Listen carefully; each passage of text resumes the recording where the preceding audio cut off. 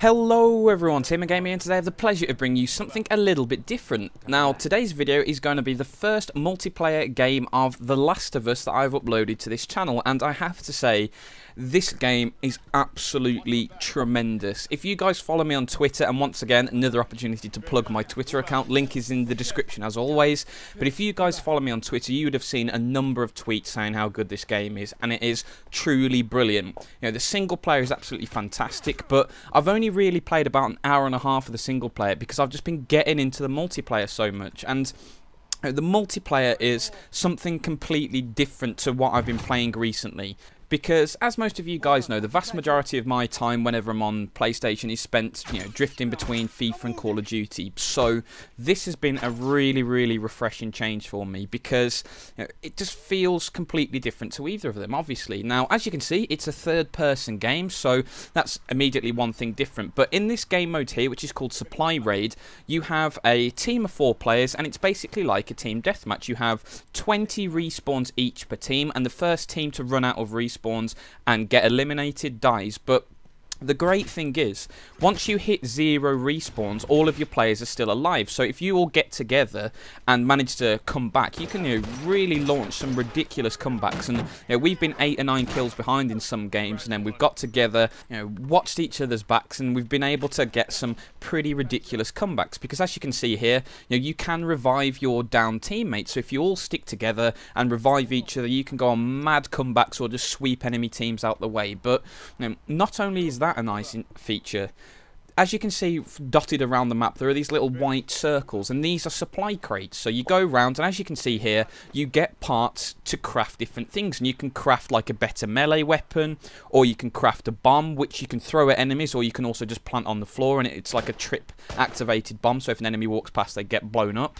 You can craft Molotov cocktails, you can craft a shiv, which is a silenced melee weapon, and all of these things are crafted by these parts. So a very, very crucial part of this game mode is getting to these supply crates, securing them, getting all of your bits and pieces, crafting equipment, because the equipment really does give you a massive advantage, because you can craft med kits as well. So if you're trapped on your own, you can get your med kit out, heal yourself up, and be ready to get straight back into combat. But what I really, really enjoy about this is the team focus to it, because whenever I like to play online or play any game online pretty much, I always like to run that support role. I like to be the guy who shoots down UAVs in Call of Duty, and in this game there is a wide choice of perks as well, and one of the perks that I like the most is one that enables you to heal your friends. So every 2 seconds you heal like 20 life. So you sit next to him, you hold X, and you basically bandage the guy up and patch him up. So you are basically a walking med kit.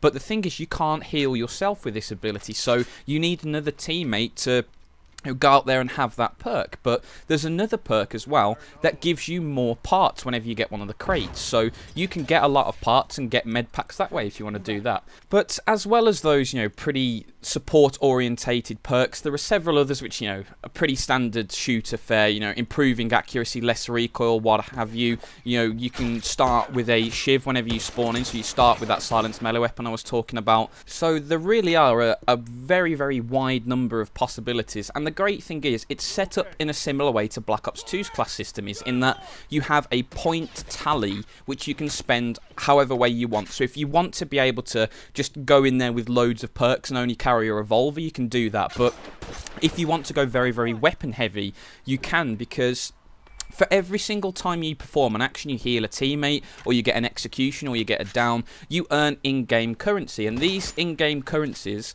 can be spent in the middle of a match to upgrade your weapon. And you see me do that in a little bit right here, in fact. That was good timing. So I've now upgraded my semi-auto to level 2. And you can do this mid-life as well. You don't have to wait till after you die.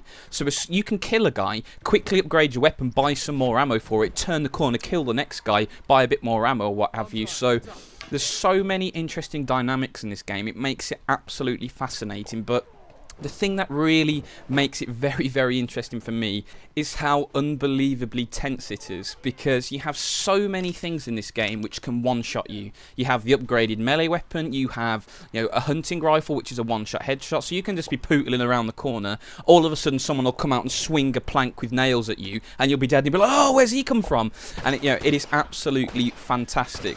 One of the things that really does help to build this tense atmosphere is the executions, and a pretty brutal execution is coming up right here. So you have to run up to a guy and hold triangle, and as you can see, you dispatch him pretty brutally. And this game is certainly one which doesn't flinch from the brutality of combat, because obviously when you're set in a post-apocalyptic future where humanity is scrapping with each other for the barest, you know, survival traits, and you can see another execution there, you know, it is pretty brutal stuff. So if you're a little bit on the squeamish side, or brutality in games isn't your thing, I advise you to steer clear of this, because the number of times I've had my head removed by a sniper rifle, or had a guy come up and shoot me in the back of the neck with a revolver, I've lost count of that.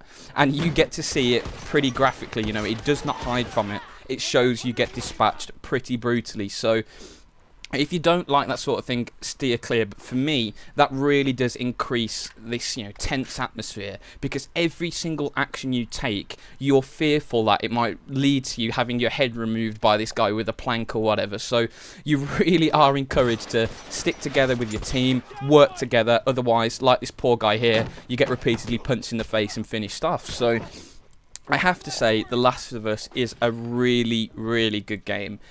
Even if you're not a particularly big single-player guy, if you're just in there for the multiplayer, I would still recommend this game for purchase, because mechanically, the multiplayer is designed very, very well. So I know it's not been out for a particularly long time, but there's not that one god class that everyone's discovered yet. So everything's pretty well balanced. You know, you've got a good chance to do whatever you want, use whatever weapon you want. If you want to be a support guy, you can do that, whatever.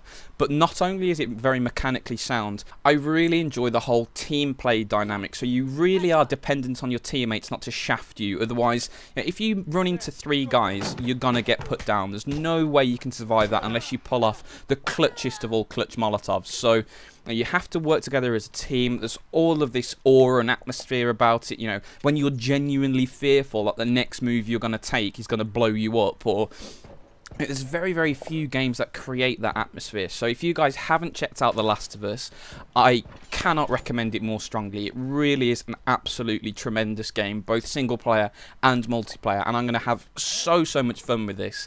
And I have to say, for like 35 quid, it's an absolute bargain. When you see games like Aliens Colonial Marines come out for that price, and then you see a game which, like The Last of Us, which has, you know, an 18-hour single-player campaign, and that's if, you know, you're trying to rush through it. If you spend all of the time looking in every nook and cranny for hidden items or loot, you can spend 20 hours plus on that. Has great replayability, and it has an absolutely fantastic multiplayer. So guys, thank you for watching the video. I hope you've enjoyed it, because I'm going to be trying to upload a fair bit of The Last of Us. I might do a Let's Play for it as well, but, you know, it's not the most original thing in the world doing The Last of Us Let's Play. I'm sure you guys have had lots of them, you know, fill your sub box over the last couple of weeks. I know I certainly have, but you know, multiplayer footage will be coming out pretty regularly.